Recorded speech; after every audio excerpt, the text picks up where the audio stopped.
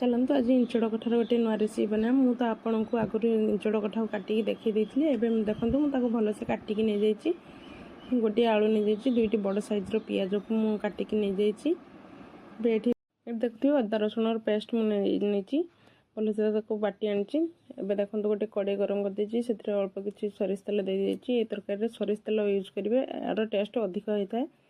गोटे चामच चीनी मुझे देखो पिज को मुझे पकईकि भलसे कषि नौ अल्प किसी लुण हल्दी मुझे भलसे पिज को भाजी नौ देखो पिज आमर लाल कलर हो आसला आठू अधिक भाजबानी ना आम पिज पिता लगे ये स्टेज मु बाटी रखि मसला को दे नौ ताको भी भलसे आउ थे मिसई नौ देखो ये मुझे गोटा मसला रखी तेजपत्र गुजराती दालचीनी लवंग ये से सब को मिसई नौ गोटे चामच जीरा गुंड गोटे चामच धनिया पाउडर ये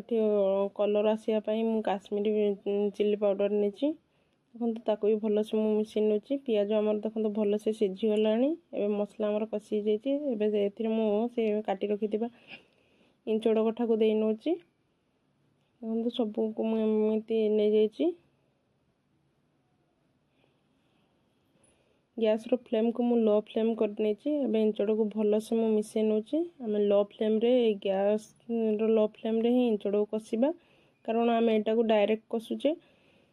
से पूरा लो फ्लेम रे दबा ना आमर मसला लगिज इंचड़ सीझीबनी देखो ये आमर इंचड़ पूरा सीझीगला इंचड़ आलू आमर पूरा परफेक्ट सीझी जाइए देखो ये स्टेज रे मु अल्प किसी गरम पानी दे दूची देखो आमर इंचड़ कषा रेडी हो गला